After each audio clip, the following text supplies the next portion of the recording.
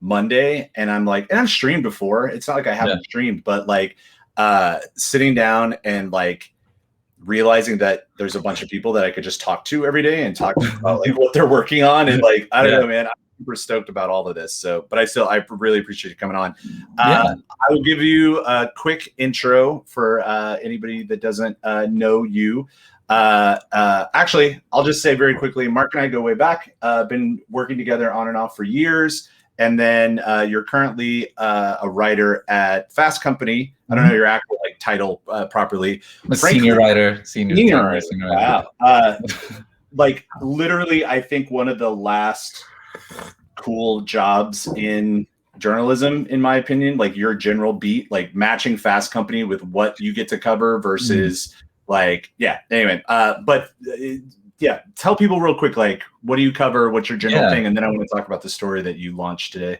Yeah, no, totally. I agree. I also love my beat, and it's why I've stuck around so long. But I technically write about design, right? But really that umbrella means just how things are made. Like, why is the world like it is? And so why is the world like it is? Why is the world like it is? And so, I get to write about all sorts of cool things sort of under that umbrella, like, traditional industrial design and your Apple stories, obviously, and all that tech stuff, to UX, how apps are made, to like how did Beyond Meat design their new chicken sandwich or things like that. So yeah, having that whole gamut's great. And also designers are just really good interviews because I feel like most publications and most journalists talk to a manager or a spokesperson type, and we get to kind of cut through that and just talk to who built the product and ask them why they built it this way. Yeah, back when I was doing that stuff, like that, I would always give me a designer, give me an engineer. Like, and if I can get those, I probably have a great story. Yeah, totally.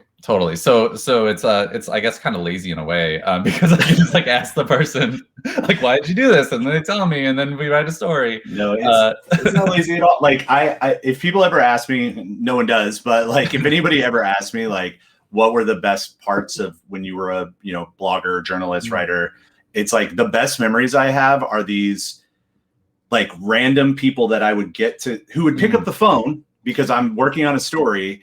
And then I remember one in particular, there was a guy who was like, I don't know, pushing 70, but he had been an early Bell Systems, well, not early, but you know what I mean? Like 50s or 60s telephone Bell system engineer. And I had this one question about like why cell phone calls echo sometimes. And he answered that question in like the first 3 minutes of the phone call, but then he just sat and talked to me for like 2 hours about stories from engineering the Bell system. And I didn't have a place to put it. I didn't have any for that story, but I was just like, this is the best job in the world. Like I just get to talk to somebody who did the thing. Totally. So good. Any question in the world, you can call somebody and figure it out. Like if you have enough motivation. And that's, so I feel very lucky to be able to do that. Not to get too meta, and I can already tell I do this all the time on the stream, but like one of the things I do hope to do with this stream sometimes is just that, where like, I want to be able to, like if somebody calls in or there's a question that we run into or whatever, start digging back through my, contact list of people that know the answer, or just tweet it out and be like, does anybody know the answer to this? And then just like pull them into a stream and be like, okay, tell me, I don't know how to set up a form of, are you not racist? Are you not terrible? But like some sort of vetting, very quick vetting, and then just be like, okay, quickly tell me this thing. But anyway, let's talk. Oh, go ahead. Sorry. No, go. Let's do it. I want to talk about your story. So I saw it just went up today, right? Yeah, just went up. It went up yesterday, technically, but it's gaining traction into today. So it kind of exists today. Pardon? I said this is a hot story. Hot story. It's real hot. Thousands of concurrents. Tearing it up. I want to talk about why that might be, but tell us very quickly, like what's the story about and like how you put it together. Totally. So this story is about a road sign, which I love it. Like I love how small and big design pitches are at the same time, right? And so basically, my editor Suzanne had this idea a while back, which was what will happen to gas cars are going away. Right, they're going to be forcibly extinct by 2035 in some places. So we have all these gas station signs everywhere. But like, what's that look like when you have to get when you go to electric? When you're getting an electric car, will just be the same thing. Will just be like a lightning bolt instead of gas. Will you have these combination signs for a while? And at first I thought this is kind of like a boring idea. But Sorry, Suzanne. she sold me on it. She did sold me on it. And so we reached out to New Deal Design, which, they're a San Francisco design agency. They created the original Fitbit. They created the Lightro camera, which was a really big deal a few years ago. Yeah. Lots and lots of things. They're more of like an like industrial design firm. They definitely, I would say, lean that way. They did a Project RS, modular smartphone for Google. But yeah, they have all these really big clients, and yes, they, for the most part, they have statements in industrial design, I'd say. And so we reached out to them and said, like, what would you do with this brief? And where would you take this? And I kind of expected them to come up with what I imagined originally, which is like the lightning bolt sign. Why you're not a designer? Yeah, why I'm not a designer. But they did research, they thought about it, they treated us as a client, which is very cool. And the next time I hopped on a call with them, they showed me basically what we see in this story, and it is a road sign. But it's a road sign that you can kind of see it flying by there. Yeah, that image is perfect. It's basically an e-ink road sign. And instead of pointing you to a truck stop on the side of the road where gasoline is deposited today, it will point you to a small town that has maybe a historic courthouse or great restaurants or anything else where you can also charge your car. And, what they basically dissected through looking at this brief was, instead of saying, like, how would we redesign a sign to look better, be more effective, they thought, like, well, how will the infrastructure change, right, behind electric vehicles? And basically it means that we no longer need centralized gas stations. You can charge your car anywhere. And so they built that into, basically the story is all about how we could, revitalize, small middle American towns with tourism dollars because of electric charging stations. And yeah, I mean, I was very much sold on it. You will see my breathless story I wrote here about it. I'm in love with the idea. I would love, there are programs like, what is it, Electrify America. That's one of the big charge networks. Yeah. Yeah, one of the big charging networks across the U.S. But imagine if they built this, right? Yeah. Like if this was the idea instead. So the reason I'm smirking is because before my partner and I started talking about Pretzel, which is the app we're working on now, like one of the things that we did a very light investigation into from a business case standpoint was basically this. And we landed on, this is probably too big of a problem for us to tackle. But man, I absolutely think there's something here. And so, yeah, our thinking was very similar. And to me, it's a good, I'm not trying to like steal valor from these guys or anything. I think convergent thought happens all the time. No, but no, I'm just taking it as like, I think this is a sign that there's definitely an opportunity, whether anybody will do with it. But there's two projects that I've worked on in the last 3 or 4 years that have been, that I have, at least the part I got excited about was this part. One was this, where we sat down, because my friend and partner runs the biggest business in a small town north of Kansas City that has tourism for his business. But he's always thinking like, and he owns a Tesla, like he's a tech guy too. So he's like, okay, what could we do to get people off the arterial highway onto this side one? And they already get tens of thousands of tourists a year, but it's like the success that he's had doing that, we were like, there's no reason that all these charging stations need to be on just the main interstates. Like we don't need to just convert truck stops into charging fields. Right. And so where we started, and this is not my area of expertise, but we started reaching out to some chambers of commerce and like small business associations in different Midwestern and Western states, basically just kind of proposing. Well, I mean, we were just setting up meetings to talk to people, and that's as far as we got. But as a person that spends a ton of time on the road, because like road trips are my thing, and like you have the classic example of Route 66 where like you still have German tourists like renting Harley Davidsons and going down Route 66, but like all of the towns are dead on Route 66. And it's like, if one of the things we're trying to fix as a country is revitalizing small towns, and we have these EV fleets that we're trying to deploy to the nation, like why would we not build a business where it drives somebody 10 miles out of their way, but now they have a little tourist destination that they can go to in these small towns and check something out because they got to get out of their car for 30 minutes at least.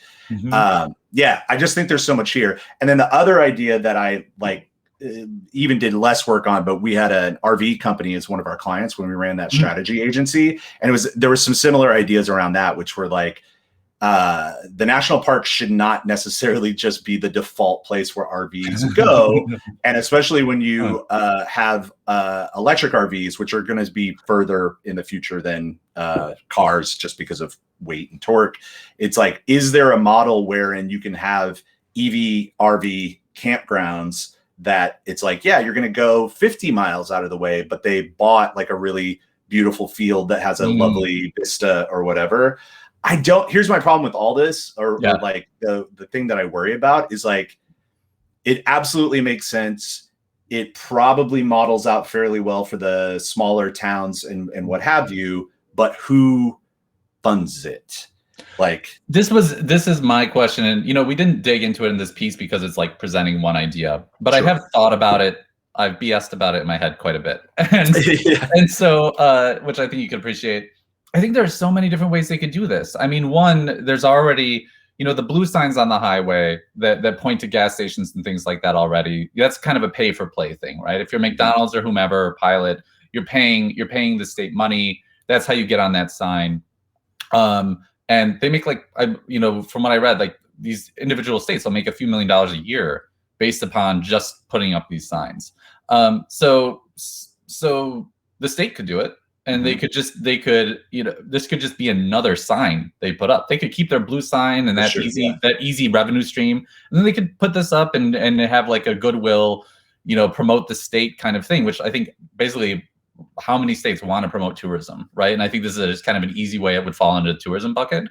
Then my other question though is like, is this exactly a perfect thing for a nonprofit to do, right? For a national level nonprofit to come in, that could sort of do the logistics, the organization, and doesn't need to build a revenue stream themselves based upon these signs, because I think they'd be really cheap to put up anyway, right? Like, and they just basically pass the cost to the small town. The small town picks up a little bit in the front end, but I think in the long term, it would absolutely pay off for them. And then there's a third, the kind of the dark scenario I want to present to you, which to your earlier point about, you know, these fleets of EVs are basically going to be launched by your Amazons, your Walmarts, and everything else. Would it make sense for one of those companies to come in and subsidize this idea? And maybe they could use some of the charging stations to help sort of penetrate some small communities. But the trade-off would be that they would eventually be helping tourism dollars. I'm a little bit skeptical of this idea, but I could imagine it happening, which is one reason I pitch it. Yeah, it's like, we'll come to your small town. We'll build an Amazon fulfillment center on one half of it, blocking the view of the mountains. And then on the other side, you can, you know, walk through the Potemkin Main Street USA like experience. Yeah. I mean, exactly. And I mean, this was like a couple of weekends of work that my friend and I worked on, to be clear. But the reason that we were looking at regional and state level governments is that it felt like the best opportunity for a business that was like, there are pools of money that the state allocates for these types of projects to this end, to like try to drive tourism or you know, revitalize small business in non-metro markets. So if you were a startup or something like that, like you have at least some of that, and you also have both state and federal dollars to get or at least coordinate with the charging infrastructure companies as well. But it was also like this is just me personally, like I'm not inclined to try to think of ideas that are like the technocracy type level ideas where it's like, how can I solely alone like do something that will overlay a public good with my new for-profit, you know? So I like the stitching together thing. And then the Electrify America part, I'm pretty out of date on my EV, like the business side of EV, because I haven't worked in it in several years. But, you know, Electrify America was a very interesting company because it was effectively when Dieselgate happened, because VW lied about all of their diesel emissions stuff. I'm sure I'm simplifying this to some extent, but basically the fine that the U.S. levied against them, just like other world governments levied against them, the fine just kind of turned into Electrify America.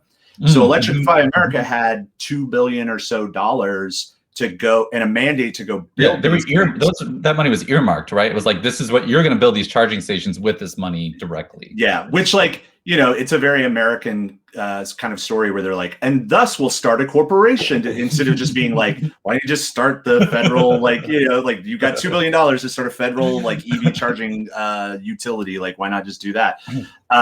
And so, you know, I think that's where a lot of this stuff is going to get stuck.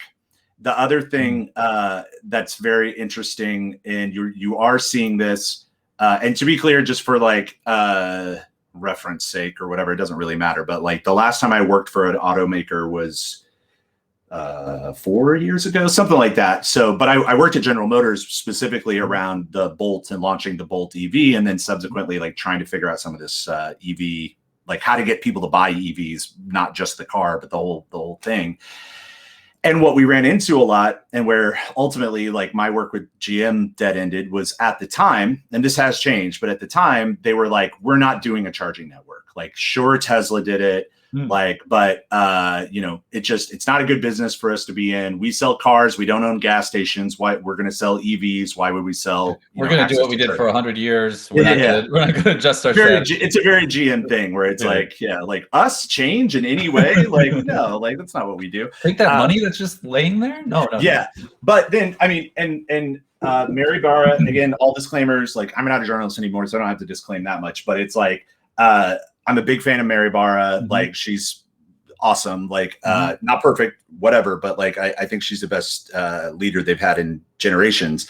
And from what I know, just as a news reader at this point, they are now looking at like, okay, we got to team up with other car companies, or we got to do something to build out this infrastructure, because I don't see take rates on EVs. They are increasing from what I've seen, and obviously Tesla is doing fine and growing. Yeah. But like the infrastructure still isn't there, and I don't think that's enough of a profitable business for EV, like the Electrify Americas or whatever, because the capital expense of deploying a charging network, it's real estate, it's, you know, industrial level equipment that shouldn't blow up. And also it has to integrate with the local power grid, which may not always be able to support it properly. And so I'm glad to see that car manufacturers are at least trying to address this problem, because as soon as they run up against as soon as the buying public runs up against the realities of the mandates, where it's just like, you can't buy a gas car anymore. Sorry. Like, if we don't have the charging infrastructure in place before that time, it's going to be a mess.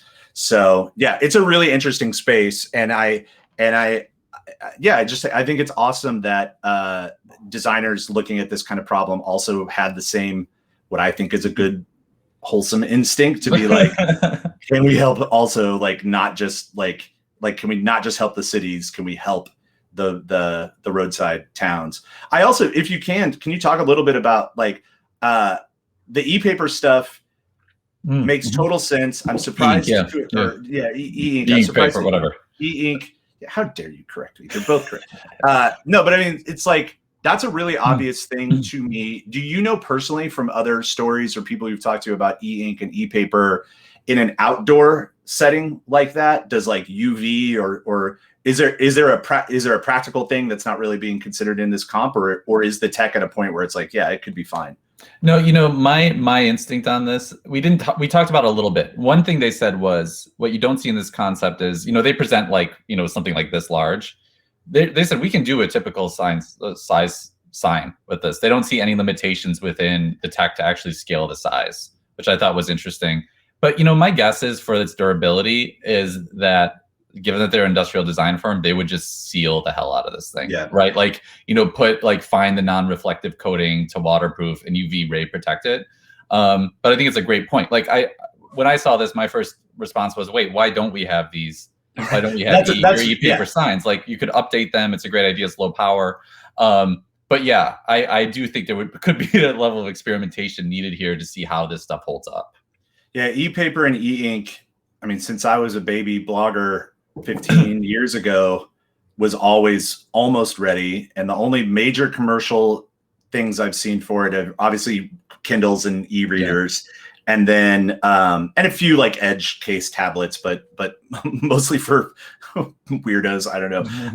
But and then it has kind of worked its way into signage, like retail signage, like in a few cases. Interesting. Okay, I haven't even seen it.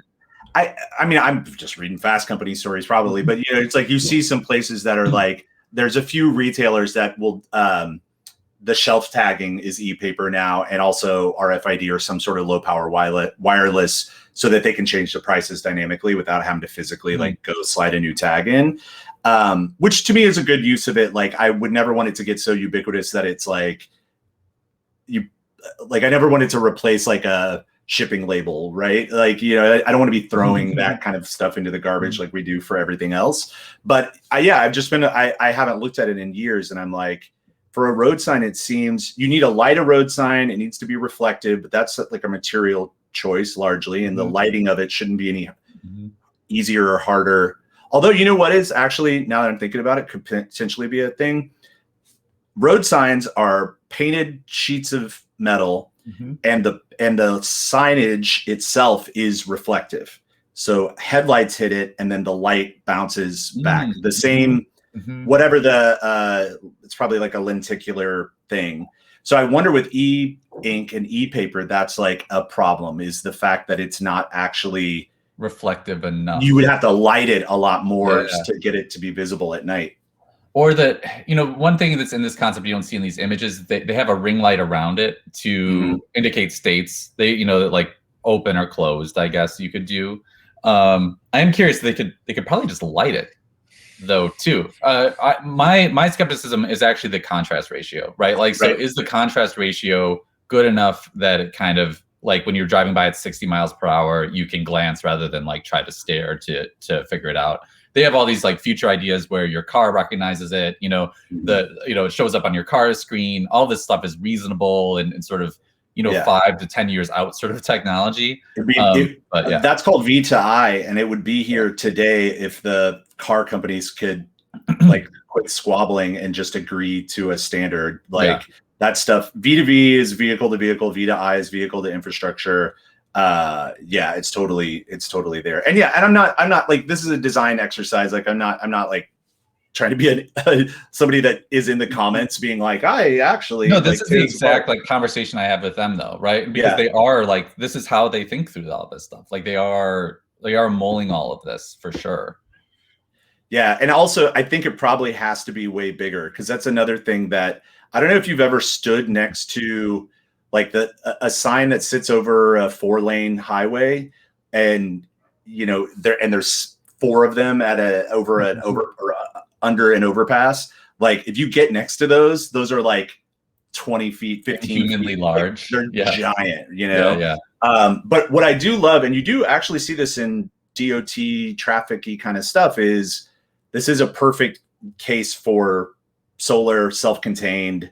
Like you wouldn't even necessarily need to set it in like concrete per se, right? It could just live there. And then if they need to swap one out, like the modularity part of that makes a lot of sense. It looks, the sort of energy needs and things like that for solar seem very much on target. I think, they hedged a little bit only because I think the question is like, how much wireless communication do you want in this thing? How often do you want to update it? But the idea of like just planning this little thing like a stop sign or whatever else into a spot seems feasible. The energy draw problem would be lighting. Like radios are don't use a lot of power, and especially if you're not updating much data for very long. I mean, you put a LTE modem, you can put an LTE modem in anything at this point, and that part's easy. But it's like light is very expensive. Like that's something I noticed. I built a couple of those off-road trucks, and even though everything switched to LED lighting, when you really want to dump a lot of lumens, it's still light. It's still an inefficient way to like change electrons into photons. LEDs are way better than incandescent or any other tech that we have, but it's like a non-zero thing. Like actually, this is just totally random, but I just bought a headlamp because of the headlamp I used for 10 years has gone away. And this is like, wait, I gotta pause you. I feel like this whole discussion was just to bring us to the headlamp. And so you can click here right now and buy. No, I mean, trust me, I'm going to totally like monetize the hell out of this stream if I can. But no, this is just gadget nerd stuff. But what I'm pointing out is like the headlamp I have. I swear to God, this isn't a bit, but they're just literally on my desk. So this was the headlamp that I used for like the last 10 years. Had an external battery pack with probably one of those generic rechargeable round cells. And then this was the light on it. This was a Light in Motion, which is a cool lighting brand, but they don't make headlamps anymore. Actually, shout out to Light in Motion though, because I emailed them. It still works. It's just the wiring is frayed. Oh, and so yeah. I emailed them and was like, this is totally out of warranty. You guys don't owe me anything, but like, do you either sell the replacement cable or can I like ship it back to be refurbed? And they were like, no, we don't have that stuff, but like, if you want to buy any other light we sell now, we'll like give you a discount off of it. Oh, that's cool. And it was like a pretty sizable discount. That's really cool. Yeah. And I'm like, you like, and I ended up telling him like, I write customer service people like I'm an old man now. Like I'm like I'm a lonely man who's like, thank you for paying attention to me.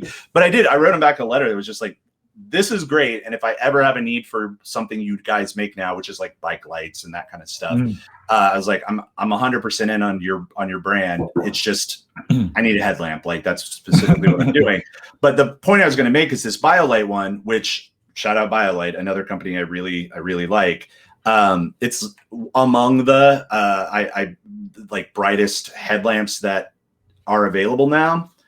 But like the lamp piece, it's a 750 at the like max brightness, 750 lumens. The lamp is like no bigger than the old one from 10 years ago, but it's way brighter. But if you look at the battery pack, it's like the battery pack is just as big, if not a little bit. Whoa, that's bigger. That's like a VR headset battery pack on the back of that thing. Yeah, and so, but that's what you need to be able to dump like 750 lumens for. That's like the max. It has like an over boost mode for a few seconds, but yeah, but it's like it's the same thing with EVs in cars. It's like efficiency matters. It's easier to get efficiency in something that is basically electronics as opposed to motors and engineering or, gas powered stuff. The efficiencies are way higher, but you still ultimately need a crap load of electricity to move things, make light like that. There's just no energy. Yeah, unless like energy. Unless any of these like 100 solid state battery like programs actually get out of the lab, like that's just what our future looks like for the next 20 years is giant battery packs doing stuff. But that's still better than fossil fuels and all of this stuff like that. There's a little bit of a dead end that people get into sometimes, usually around cars when they're being douchebags where they're like, well, batteries take mining and blah, blah, blah, blah, blah. And it's like, you absolutely are correct. But that will get better as we figure out how to build batteries without as much rare metals, rare earth metals. But there's no new type of oil we're going to discover or new type of coal we're going to discover that's like, this coal makes 5 times as much power, and it's just like yeah, it's not perfect, but it's like clearly on a path. We had no idea this blue oil was around all along, guys. We're good. Yeah. We're good to go now. So wait, what's with all the headlamps though? Like not all of them. You have 2 over 10 years, I guess. But what do you use the headlamps for? So camping and outdoor stuff is like the default reason. The main reason or the main way I use mine is just like working on like any DIY project that I'm doing that's like a hands-on project. I tend to wear a headlamp because one, my vision is not as good as it used to be, but also like when I work on just when I'm cleaning my car, like when I'm detailing a car and I'm trying to get swirls and stuff out of the paint. Just having a light source that's directed that I can move very quickly helps me see different, the light refracts in different ways. Step back basically. And but I mean, to me, a headlamp is like it's about as important and multi-purpose as like a drill. It's like, I don't really know what I'm going to do, but almost every project I'm doing at some point, I'm going to use a drill for something. And like, that's what headlamps are for me.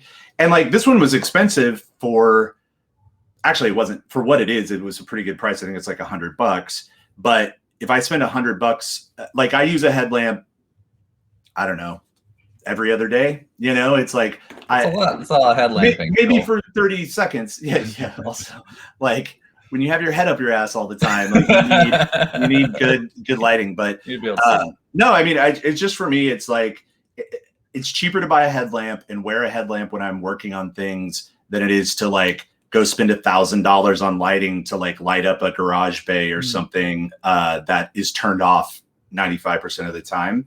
But we're not as much as we used to, but like we camp a lot, we kayak, like it's just my flashlight. It's just like, this is, I need a good strong flashlight. I might as well buy a headlamp as opposed to like a standalone flashlight. I have not gone down the path, you know, as a former gadget blogger, how fun it is that you can completely obsess about a product category. And you know, there's a few that I have stayed away specifically because I know I would go nuts over, and like flashlights are one of them, because like there's all these people that are like, oh, if you talk to this factory in China, like they make this one that does this, you know, and like people will spend hundreds of dollars on a flashlight because it's like I saw recently there was like there's a subreddit, of course, for flashlights, and they did a meetup, and of course the picture was just them all outside like shooting their lights into the sky, and I'm like beams of light just like firing into space. I'm not getting into that as a hobby, but it's the same thing as like gun nut people, which like I'm not totally anti-guns. There are scenarios that I am, you know, think guns are fine, but I'm also like, I will never ever let myself go down the road where I'm like, oh, I gotta get like there's this one stock and this one guy over here, you know, it's like the Pokemon of guns, like that. Yes, it's called Call of Duty. Yes. Yeah. So there's certain areas that I will go into, but yeah, I actually haven't even used this outside yet, but like I'm curious to see, and I will no sponsorship relation, although I will absolutely take sponsors for our, you know, 3 regular viewers. BioLite, I don't know if you remember when they launched, they had done a Kickstarter. They were like a Kickstarter success, and they had that. It was a little camp stove, but it had I was gonna say they're the camp stove people, right? Yeah, it had a I don't know what you call it, but a piece of metal that was heat reactive that then you could draw power out of. So it was a stove that powered a fan that like made like a rocket stove that made the fire burn hotter and smokeless. And then in theory, you could also like charge USB stuff off of it. The USB power was so intermittent that the one time I tried to charge my phone over it, I actually think I like screwed up the phone battery because it would like charge and then not charge and then not. Yeah. But they have turned into, to my surprise, instead of like a one-hit wonder, and I have one of those stoves. I bought one, and I rarely ever take it camping because it's heavy. It still smokes. You're using wood, and it's like a little white gas pack stove is like a way better hiking choice.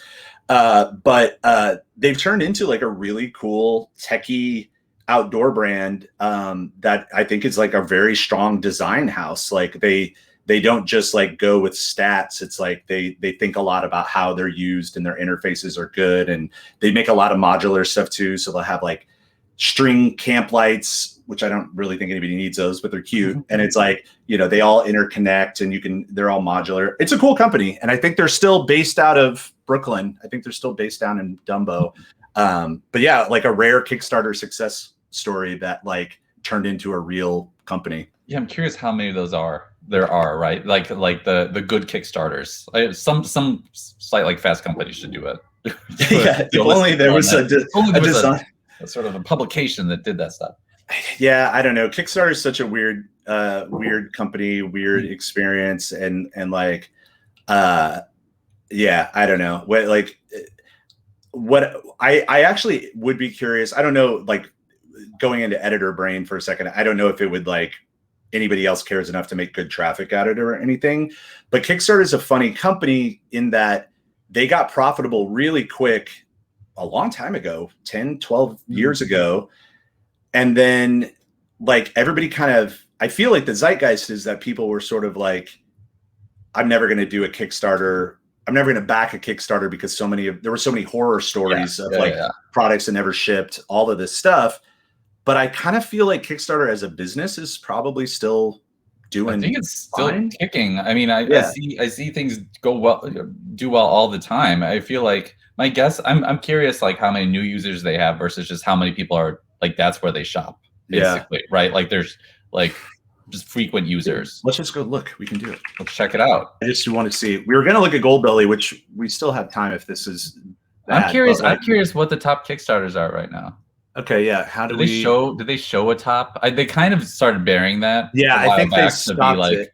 to be like, you know, we like art and culture and all these things too, not just rendered super gadgets. Yeah, I actually it wasn't quite an interview, but I like talked to them several years ago. I mean, probably a decade ago almost, about coming in and working there. And it was when so much of what was coming out of Kickstarter was technology, and I was like I obviously can help with this. I know this space very well, and the leadership at the time was very, I think, kind of self-deluding, but they were genuine in saying like, we really are more.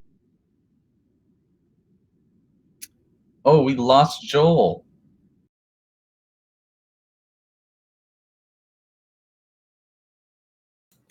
Sorry, this is a bug with We're back. yeah. There's a bug with Melon that's happened to me now a couple times today where it just like kicks all of us. It doesn't kill the stream, but it just like kicks the windows back out. Anyway, so it's looking like Kickstarter is. I definitely want to look at that. This has my attention. I see fan holes in a cooler type Yeah. thing. Is there an LED? Is there an LED headlight on that? Or? You know what? Let's look. But I love that the typeface, that like Terminator 2 typeface they have on the on that thing. By the way, oh, okay, we are in a headset. Oh, okay. Well, let's check this. Look at this. So, okay, BioLite. This is a thriving part of the site. Well, but is it? Because when was this posted? $500,000. You know, this is a good time to mention. Yeah. Oh, this is 2018. Okay, well, that's a little. I guess that one's closed now. That one's been funded. But what was I going to say? I lost my train of thought on this. Great. Oh no! What happens is a lot of companies that are now legit companies just keep posting on Kickstarter, right? Because like they've done that. It's been good. I've also heard about venture capitalists basically saying like, oh, you have your first round of funding, but you have to prove it on Kickstarter first, or like it's just free. It's like free publicity, free advertising. Yeah, there was a moment I saw even some big companies like Sony. I don't know if it was Sony, but companies like of that scale being like, we're going to do a Kickstarter as a like. Yeah, Sony was. I think Sony had their own platform to do it for a while. And if I'm correct. It's I mean, I guess I don't really feel bad about that, but the famous thing after a bunch of the Kickstarter tech projects died on the vine, there was the post that was like, Kickstarter is not a store, that I think one of the founders wrote. And honestly, like to me, that was sort of the end of the road, where I was like, I do have sympathy for them, where they're like, this isn't what we wanted to build. But just in business, it's like, well, it may not have been what you intended to, that may not be what you intended to do, but this is what you've done. And instead of like walking away from responsibility about all of these failed like multi-million-dollar Kickstarters, like, can you do something for the customer, or the individual customers to like make this process better? Right. Could you build a team to scrutinize the ideas coming in? Right. But that's why I'm questioning, like, where are they? Like, how is the model now? Because I'm presuming this is newish. Yeah, it's active. Oh my gosh, $2 million. $2 million. What is portable home battery? It's a battery. It's not also a cooler. I'm disappointed this is not a cooler. Anything can be a cooler if you put it in a refrigerator. It's a battery pack. Power for any situation. But so then, my question is here, like, I've done very little, or been part of very little hardware design projects in this design strategy part of my career, but I have gotten close to it. Although really what my point is like, I don't actually know how hard or not how hard some of this is, but oh, that's cool. It can charge at EV stations. That's like a big differentiator.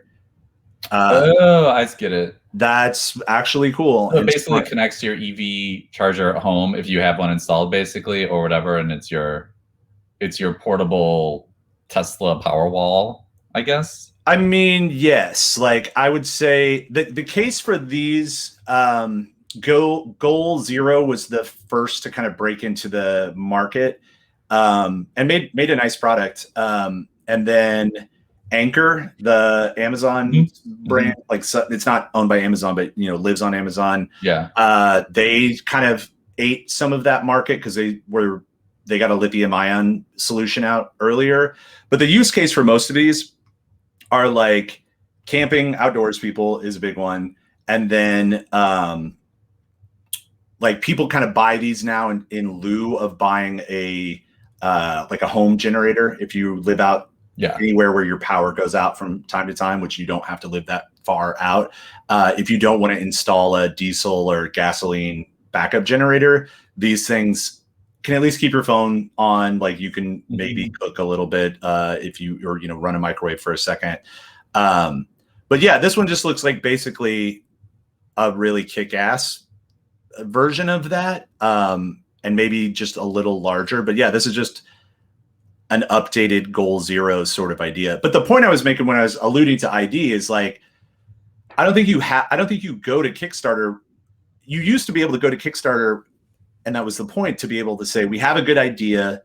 Here's the people we think are going to work on it. We've talked about a lot of it. Here's like maybe a CAD mock. And now I feel like the way people do this stuff is it's like, it's done.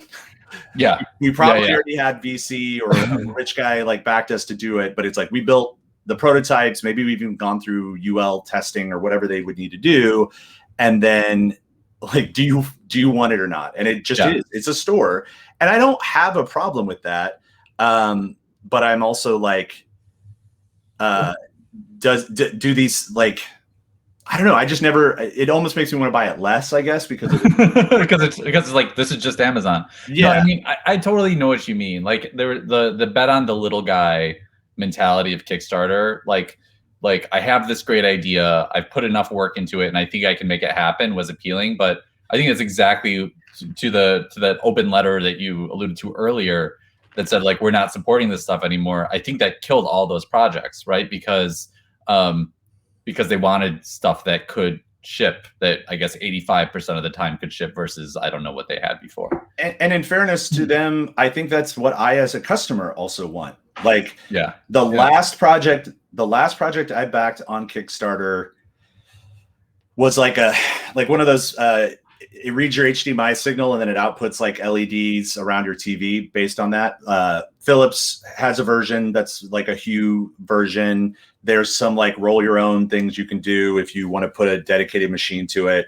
But there was some company that was making them, and I think I bought like, it was $200, maybe $250, and I think I entered into that Kickstarter in like 2016, and they never shipped, or when they shipped, it was so long that they were giving refunds. And so I just took a refund because there were like commercial products that were probably better at that point. Yeah. But I think I got a refund in like 2019.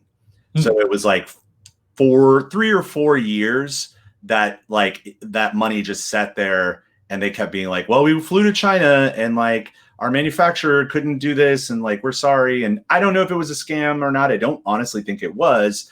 But it was just like, this sucks. Like, this isn't, but I'm not cheering you on at this point. At this point, I'm just like, I'm an idiot. Why did I do this? I really don't think they are scams. Like, I've talked to enough companies. I don't think most are scams, I should say. I've talked to enough companies that have sort of either industrial design firms, or I've talked to shipping companies that help people with Kickstarter that are basically dedicated to that, and the logistics companies.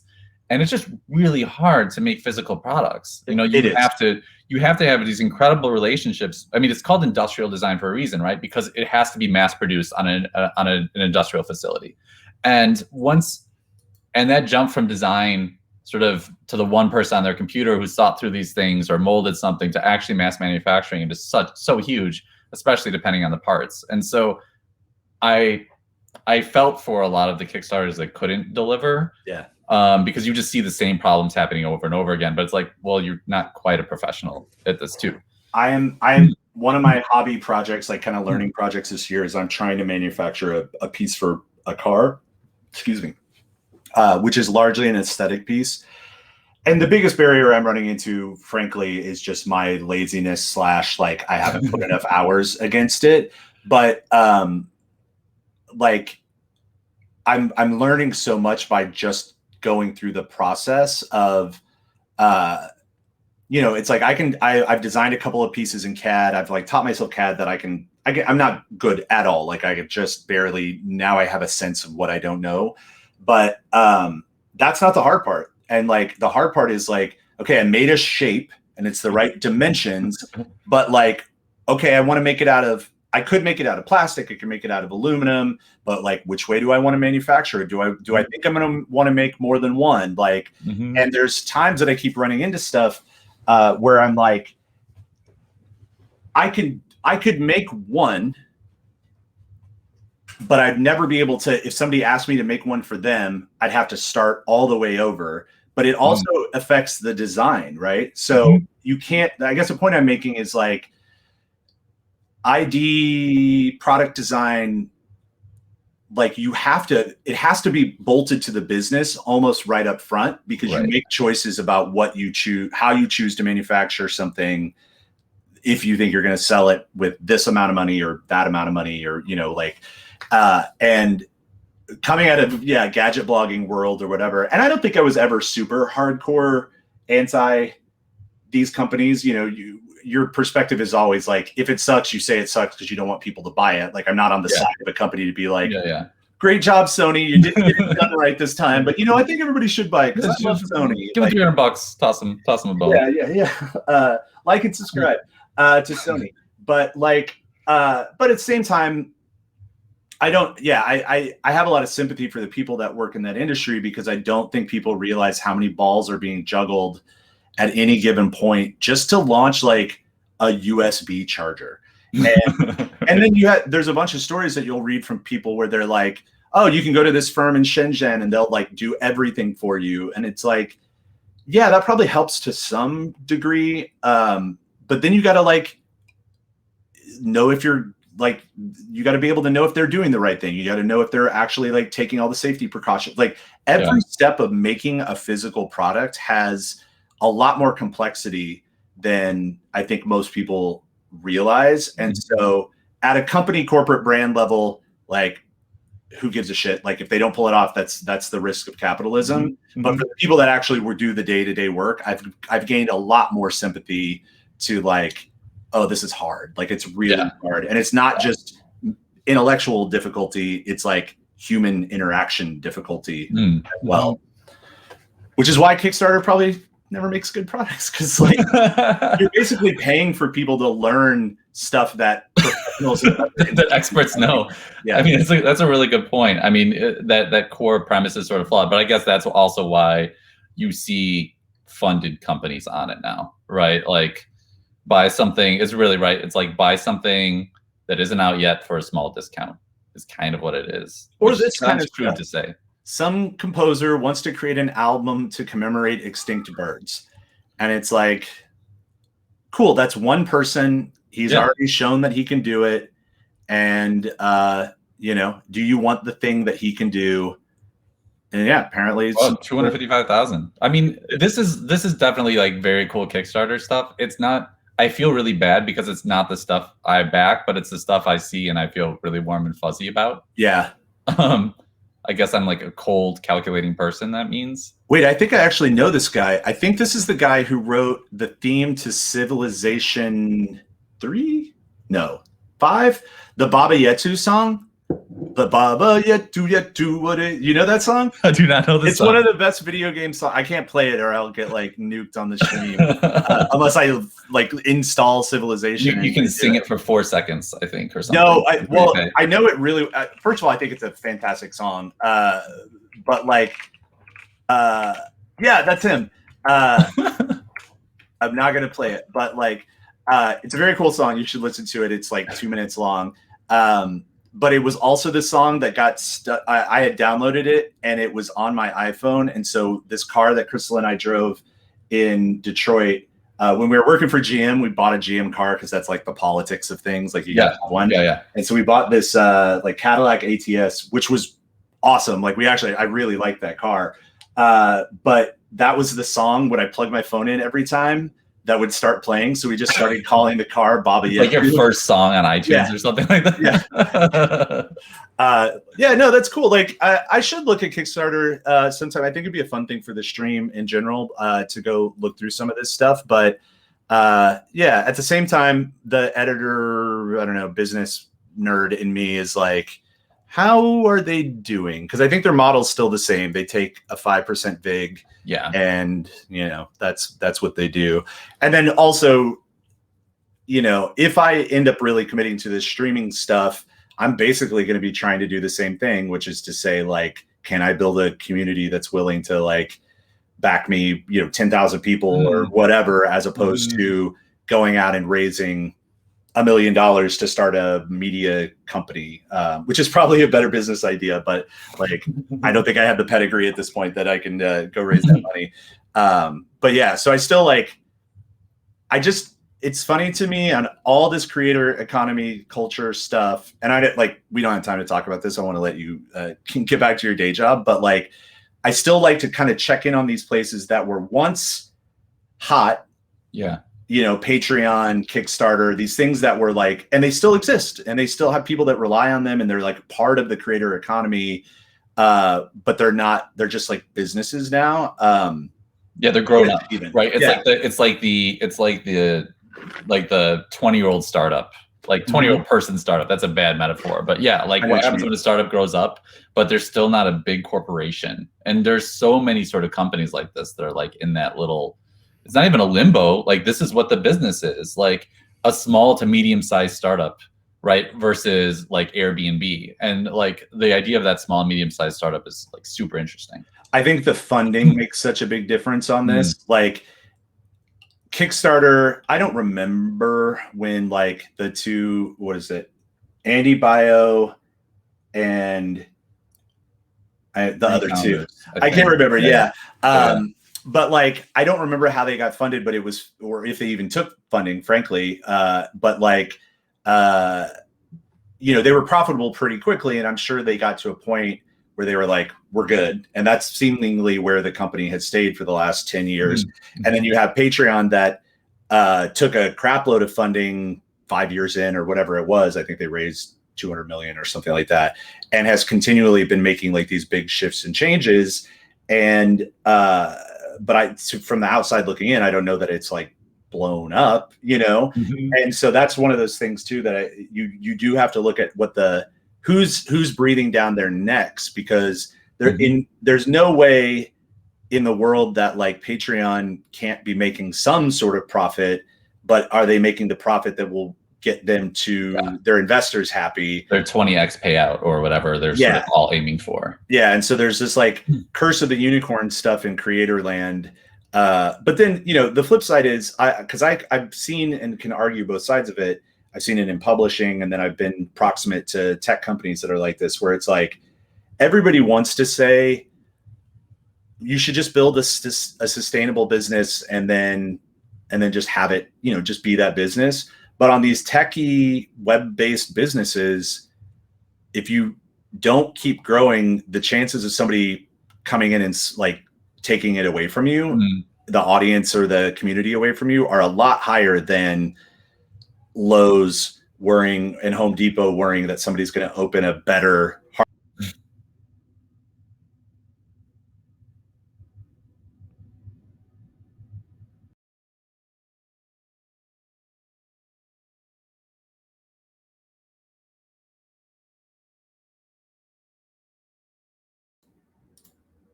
I just said something really amazing. I'm sure that's irritating. I know. I caught your lows. I lost you at lows. That's all I said is like the chances of somebody,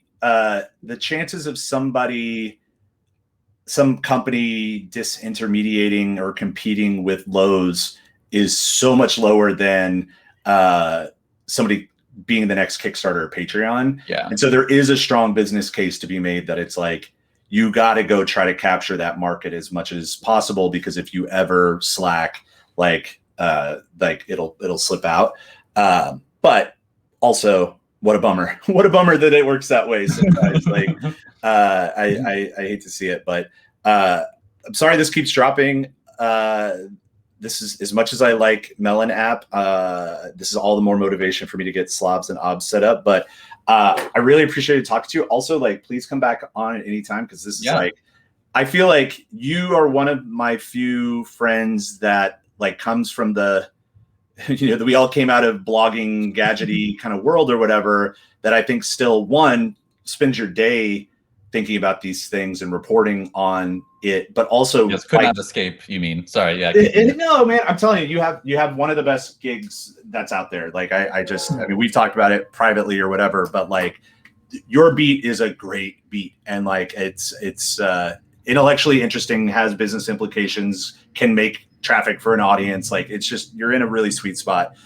Your bosses pay me to say that, and no, you won't get it this year. But yeah, I'd love to talk to you again about all this stuff, because like, I think just digging back into the back end of these parts of the business, like, you're one of the smartest thinkers on it. So like, thanks. Yeah, no, I want to come on again. Let's keep it going. Keep the stream going. I wish I could watch it more. I wish I could watch Twitch more. I can't do it with my job. It's like, I can't hear someone talk and type.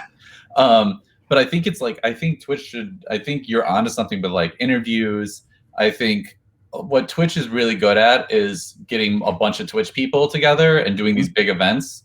And I think that's great for the Twitch community that exists. But like, this technology, and when you bring people who aren't on Twitch, like myself, onto here, right? Like, I think you're just like, you open the window for like new conversations. Like, why isn't this being used as like the new talk show format? I don't know. Like, I think it's like, there's so much potential. For the very short time we were at Twitch, we did have these discussions a lot. And I even tried to dabble in with some other people on trying to solve that. But the challenge will be like, I'm doing this because Twitch is a streaming platform that allows you to do things that no other streaming platform allows you to do, but only practically. Twitch doesn't like this, but it's like, I mean, Twitch, that'll be the headline of this. Twitch will hate this phrase, but it's like, Twitch is this thing that could be amazing for lots of communities, and it has healthy sub communities that are not gaming, but it's still a gaming thing. And like, what I want to do with this stream is see if, you know, for a little bit of it is like, you know, go where there's less competition, but it's like, can I do a business work, you know, like a adult corporate-y thinky thing, like on a place where there's not a lot of that. But the flip side is, I'm also realizing very quickly that what you just said is true, which is like, this may talking to people is maybe not something that people can listen to during work, except people do listen to podcasts. So it may. This is exactly how I thought through all this. Continue. I want to hear your punchline, because I didn't get to one. No, I don't have a punchline. I'm just telling you, because I want your opinion. Like, but where the theory is right now is, I'm like, if I can do a show from 9 to 5, give or take, every day, hopefully I can build a core audience that will be there live with me on Twitch. And, you know, I'll eventually start sending stuff out to Facebook and YouTube or whatever else, because why not? But it's like, have it be homed on Twitch. But my guess is there's going to be just as much audience eventually. This is all presuming, you know, anything goes well, but there would be just as much audience in the videos and VODs, and maybe even putting it out to a podcast or whatever later, because asking people to sign in live is the biggest hurdle of the onboarding for Twitch. Is like, it takes a fair amount of attention, and it's a different type of interactive experience than most people are used to, or maybe want to have it work. So and the demographic watching this is like a demographic that can't tune out for X hours during the day, right? Like the professional, like they're the type of people who like probably work pretty hard at their jobs, or hard enough they like can't tune in all day. So I agree. No, I think having it here and spinning it off as a podcast, which I'm really OD'd on podcasts, and I think there's a crazy bubble and all those things, but it's like a perfect double dip for something like this, because you're having like rich conversations with subject matter experts or whomever else. Like, it's like easily segmented into an hour download, you know, like an hour listen. Like, I think that totally makes sense. Like, it doesn't have to just be Twitch, but if you could fire on all these different cylinders, And if one takes off, right, if you find your audience on a YouTube rebroadcast or a podcast rebroadcast, like kind of who cares? Like Twitch is just the collection medium, but obviously it would be awesome to have a community on Twitch, right? That actually, I think the most likely positive outcome with that is like you get a couple thousand people that want to be there live, want to participate in the interactivity that's possible that I have not even begun to scratch the surface of, and like you do that for them there, and like those are your, I hate like things like super fans or whatever, I don't know a better term, but it's like that's your core audience that wants that experience. But then like it, you know, the analog to me is almost like it's like a late night talk show where it's like you've got 100 people or 200 people or whatever live in the audience, and they get to have this one experience.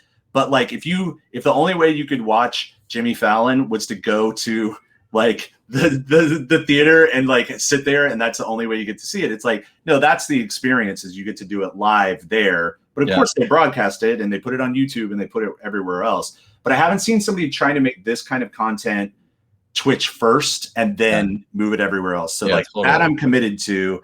But I'm also totally open to like, there'll be 10 people watching the streams, but there could be like 1,000 downloads of videos and podcasts or whatever later. But that's all academic right now. I just have to like keep grind it. Yeah. You got to grind on Twitch, right? Like that's you got to grind on anything. You told me. You got to grind on anything. Like I got stuck in the wilderness for several years after I left blogging, wanting to write things and then being mad that if I wrote something, it didn't get the attention that it did when I worked for a big publication. And I'm like past that now, but I really did get stuck there for a while where I was like, if I do anything, it has to be bigger than the last thing I did. Right. And now I'm like, it's like, I just wasted so much time. It was so stupid. Now I'm like, this is fun. If it works, great. If it doesn't, but like the number of people, other people that are coming on the stream later today, like just friends and colleagues and you know, soon it'll be people I don't know as well. But it's like the number of people have been like, yeah, I'll talk to you for an hour. That sounds fun. Like that has made me feel really good. So now I'm like super jazzed to keep doing it. So I will definitely bring you back on. And like someday, well, hopefully not soon, I'll be like, I have no guest, Mark. You have to. But no, I really appreciate it, and I'll throw it up and send a link. And super excited to see you again tomorrow. It sounds great. And I love it. Keep doing it. I'm a fan. Cool. I appreciate it, man. All right. Talk to you soon. See you guys later.